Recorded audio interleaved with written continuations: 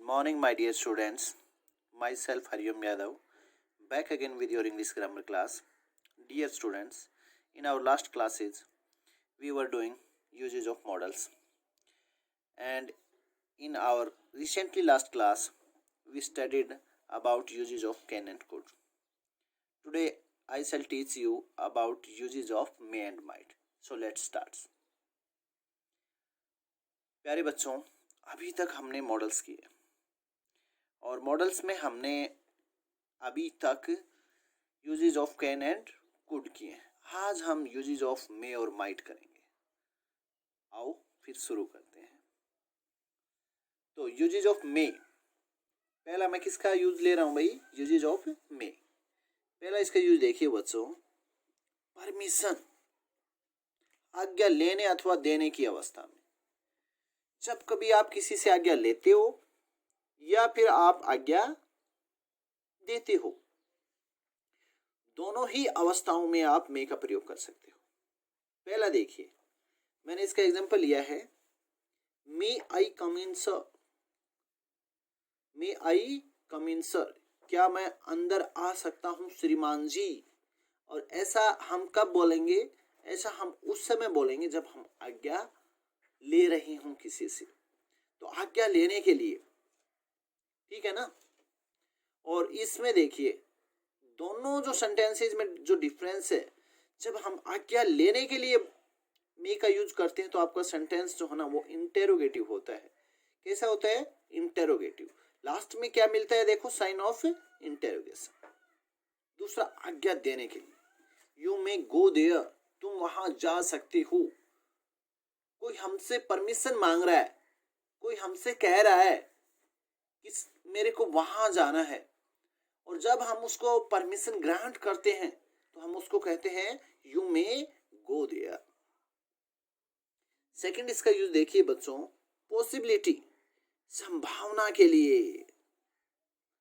जहां पे संभावना दर्शाई जा रही हो किसी चीज के होने की, जैसे एक एग्जांपल मैंने लिया आपके लिए, it may rain today. It may rain today, आज बारिश हो सकती है।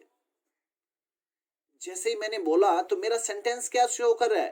पॉसिबिलिटी शो कर रहा है, संभावना शो कर रहा है कि भाई आज क्या हो सकती है? बारिश हो सकती है। तो जहां पे संभावना किसी सेंटेंस में दर्शाई जा रही हो, तो संभावना, पॉसिबिलिटी की सिचुएशन में भी हम किसका प्रयोग करेंगे भाई? मे का प्रयोग करेंगे। थर्ड यूज इसका देखिए बच्चों, फैक्चुअल पॉसिबिलिटी।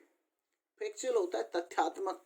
संभावना तो हो लेकिन साथ में तथ्य दे रखा हो कि भाई ऐसी संभावना मेरे को क्यों है, क्योंकि ये तथ्य इस प्रकार से हैं कि भाई आज ऐसा हो सकता है। जैसे द ग्राउंड इज स्लिपरी, मैदान कैसा है? स्लिपरी, फिसलन भरा। द मैच में बी डिलेड, इसलिए मैच में डिलेड का अर्थ होता है देरी होना। डिलेड मीन्स क्या होता है? देरी होना। इसलिए मैच में देरी हो सकती है। अब तथ्य के साथ है, मैच में देरी होने की संभावना क्यों है? क्योंकि ग्राउंड आपका कैसा है? स्लिपरी। जहां तथ्यात्मक, फैक्चुअल पॉसिबिलिटी हो, वहां पे आप किसका यूज करोगे भाई? मे का यूज करोगे। The match may be delayed.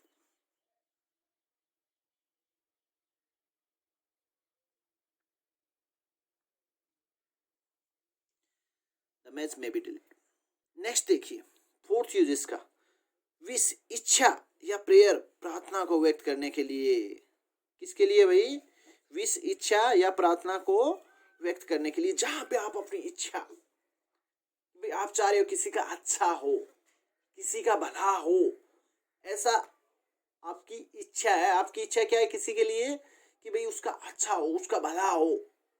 तो जहां पे जिस सेंटेंसेस में हम अपनी इच्छा को दर्शाते हैं, वहां पे भी हम किसका यूज करते हैं भाई?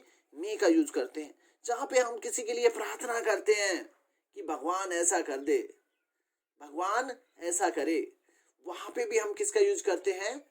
मे का यूज करते हैं। तो जिन सेंटेंसेस में इच्छा और प्रार्थना को दर्शाया जाता है, वहां पे हम मे का यूज करते हैं। देखिए कैसे, एग्जाम्पल मैंने लिया है, may you prosper in life. Prosper का अर्थ होता है खुश रहना, खुशहाल रहना, सुखी रहना। May you prosper in life, may you prosper in life, आप जीवन में सुखी रहें, ऐसा हमारी क्या है भाई, इच्छा है कि भाई आप जीवन में कैसे रहें, सुखी रहें, खुशहाल रहें। अब हम प्रार्थना कर रहे हैं, मे गॉड ब्लेस यू, भगवान आपको आशीर्वाद दे। मे गॉड ब्लेस यू, भगवान की कृपा आप पे बनी रहे, भगवान आपको आशीर्वाद दे। वहां पे हम क्या कर रहे हैं भाई, रिक्वेस्ट कर रहे हैं, प्रार्थना कर रहे हैं, किससे, प्रेयर कर रहे हैं। दूसरे से जब हम प्रार्थना करते हैं तो उसको रिक्वेस्ट बोलते हैं, लेकिन वही चीज जब भगवान के लिए आती है तो हम उसको रिक्वेस्ट ना करके क्या कहते हैं, प्रेयर कहते हैं। तो हम उसको क्या कहते हैं भाई, प्रेयर। तो भगवान के सामने जब हम प्रेयर करते हैं तो उस समय भी किसका प्रयोग करते हैं, मे का प्रयोग करते हैं। नेक्स्ट यूज इसका देखिए, पर्पज, उद्देश्य को व्यक्त करने के लिए। जहां पे आप अपना उद्देश्य शो कर रहे हो, जैसे देखिए एक एग्जांपल मैंने लिया, अच्छे से समझ में आएगा इससे। वी अर्न, अर्न का अर्थ होता है कमाना, हम कमाते हैं। सो दैट, सो दैट का अर्थ होता है ताकि, ताकि वी मे ईट वेल, ताकि हम अच्छा खा सकें। हम किस लिए कमाते हैं भाई, हम इसलिए कमाते हैं ताकि हम अच्छा खा सकें, अच्छे से रह सके। तो यहाँ पे हमने किसका प्रयोग किया है, मे का। उद्देश्य है कमाने का, वी अर्न सो दैट, हम कमाते हैं ताकि अच्छा खा सकें। कमाने का उद्देश्य क्या है, अच्छा खाना, अच्छा रहना। नेक्स्ट देखिए बच्चों, नेक्स्ट है यूजेज ऑफ माइट। और यूजेज ऑफ माइट में जो है ना, might is the past form of May. Might past form किसकी है भाई, मे की पास्ट फॉर्म है। तो पहला इसका यूज देखिए, पास्ट टेंस में पर्पज, उद्देश्य को शो करने के लिए। जहां पे पास्ट टेंस में, कौन से टेंस में, पास्ट टेंस में आप किसी उद्देश्य को शो करते हैं, पर्पज को शो करते हैं। जैसे एक एग्जांपल मैंने लिया, देखिए, सी वॉर, वियर की सेकंड फॉर्म होती है वॉर। वियर मीन्स पहनना, और वियर की सेकंड फॉर्म क्या है, वॉर। सी वॉर गुड क्लॉथ्स, और सी आपका सब्जेक्ट था, सब्जेक्ट के पास बाद में वर्ब की सेकंड फॉर्म, सब्जेक्ट प्लस में वर्ब की सेकंड फॉर्म, किसका स्ट्रक्चर बनता है, टेंसेज में मैंने आपको पढ़ाया है, पास्ट इंडेफिनिट का। इसका मतलब आपका सेंटेंस किस में है, पास्ट में। और हमने कहा पास्ट में उद्देश्य को शो करता हो। सी वॉर गुड क्लॉथ्स, वह अच्छे कपड़े, उसने अच्छे कपड़े पहने। वियर मीन्स क्या होता है, पहनना। तो उसने अच्छे कपड़े पहने, और उस पहनने का उद्देश्य क्या है, so that, so that she might attractive, so that she might attractive, so that she might look attractive, so that she might look attractive, ताकि वो देखने में आकर्षक लगे। उसने अच्छे कपड़े किस लिए पहने भाई, उसने अच्छे कपड़े इसलिए पहने ताकि वो देखने में आकर्षक लगे। नेक्स्ट देखिए, रिमोट पॉसिबिलिटी। नेक्स्ट किसकी लिया है भाई, रिमोट पॉसिबिलिटी। रिमोट मीन्स होता है दूर की, कहते हैं ना रिमोट एरियाज, दूरस्थ जो क्षेत्र होते हैं उनके लिए हम क्या बोलते हैं, रिमोट एरियाज। इसी प्रकार रिमोट पॉसिबिलिटी यानी कि दूर की संभावना, यानी कि जिस संभावना के होने में संदेह हो, हम उसको संदेहात्मक संभावना भी कह सकते हैं।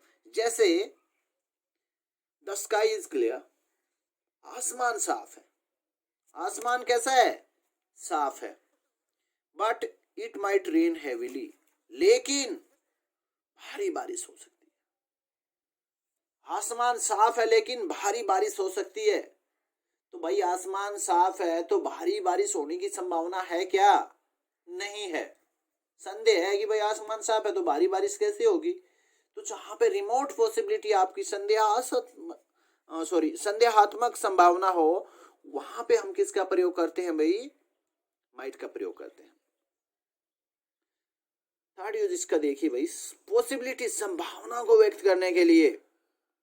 जहां पे संभावना को व्यक्त किया जा रहा हो पास्ट टेंस में, संभावना हमारी अगर प्रेजेंट में है तो हम किसका प्रयोग करते हैं भाई, मे का। लेकिन वही संभावना अगर आपकी पास्ट टेंस में है तो वहां पे आप किसका प्रयोग करोगे, माइट का। द कैप्टन सेड, कप्तान ने कहा, सेड वर्ब की second form, past tense, past indefinite. कप्तान ने क्या कहा, that we might play a match, कि हम एक मैच खेलेंगे। कैसी संभावना व्यक्त की कप्तान ने, कप्तान ने जो कहा उसमें क्या संभावना व्यक्त की जा रही है कि हम एक मैच खेलेंगे, तो मैच के होने की संभावना वहां पे है। नेक्स्ट देखिए बच्चों, आपका यूज ऑफ यूज टू। हमने मॉडल्स में यूज टू का प्रयोग करते हैं, तो ये यूज एक्चुअल में टू नहीं होता है, ये यूज्ड प्लस इन्फिनेटिव होता है। ये क्या होता है, use plus infinitive, use plus infinitive. तो टू से पहले अगर आपको ब्लैंक मिले, टू से पहले, और इन्फिनेटिव क्या होता है, देखिए इन्फिनेटिव होता है टू प्लस में वर्ब की फर्स्ट फॉर्म। इन्फिनेटिव हम कह के किसको बुलाते हैं भाई, टू प्लस में वर्ब की फर्स्ट फॉर्म को इन्फिनेटिव कह के बुलाते हैं। तो आपको ये टू प्लस में वर्ब की फर्स्ट फॉर्म तो मिलेगी, और इससे पहले कोई ब्लैंक मिले तो बाकी मॉडल्स के बाद में देखना वर्ब की फर्स्ट फॉर्म तो आई है लेकिन टू नहीं आया है। लेकिन यहाँ पे जो है ना टू आ रखा है, तो इससे पहले आपको यूज मिलेगा। अगर वो ब्लैंक आता है तो वहां पे आप किसका, यूज का। और किस कंडीशन में, और टू भी आता है और यूज टू भी आता है। तो यूज टू का प्रयोग किस कंडीशन में होगा, उस कंडीशन में जहां इसका प्रयोग भूतकाल की किसी आदत को दर्शाने के लिए किया गया। सेंटेंस है आपका, और उसके बाद सेंटेंस में ब्लैंक के बाद में आपके पास टू प्लस इन्फिनेटिव है, और वो भूतकाल की किसी आदत को दर्शा रही है। तो वहां पे आपने किसका प्रयोग करना है, वहां पे आपने यूज्ड का प्रयोग करना है। किसका प्रयोग करना है, यूज्ड का। तो ऑट टू में और यूज्ड टू में डिफरेंस क्या रहेगा आपका, यूज्ड टू और ऑट टू में डिफरेंस ये रहेगा कि आपका जो ना किसी आदत को अगर शो कर रहा है तो आपका यूज्ड आएगा। आदत के लिए क्या आएगा, यूज, चाहे वो पास्ट की हो चाहे आपकी प्रेजेंट की हो, दोनों के लिए आप यूज का प्रयोग करोगे आफ्टर बिफोर इन्फिनेटिव। यूज के बाद क्या आएगा, इन्फिनेटिव आएगा। इन्फिनेटिव होता है टू प्लस वर्ब की फर्स्ट फॉर्म, ध्यान रखना, देखना जरा। My father use to go for a morning walk, मेरे पिताजी जो ना सुबह की सैर के लिए जाया करते थे। When he was young, मेरे पिताजी सुबह की सैर के लिए जाया करते थे, कब भाई, when he was young, जब वो युवा थे। इसी प्रकार से आपकी प्रेजेंट की अगर कोई हैबिट है तो उसको भी यही दर्शाता है, वर्तमान की आदत को दर्शाता है। कैसे, एग्जाम्पल दिया है, she is used to a sorrowful life. Sorrowful का क्या अर्थ होता है भाई, शोर शराबापूर्ण। उसको शोर शराबापूर्ण जीवन की आदत है, जहां पे वो रहती है शोर शराबा बहुत होता है, तो इसलिए उसको शोर शराबेपूर्ण जीवन की आदत है। तो आदत को दर्शाने के लिए आप किसका प्रयोग करोगे, यूज का प्रयोग करोगे, अगर उसके बाद टू प्लस में वर्ब की फर्स्ट फॉर्म आया। आज के लिए इतना ही। कल बाकी बचे हुए मॉडल्स के साथ आपकी मॉडल्स की क्लास को हम कंप्लीट करेंगे। Till then, thank you, have a nice day.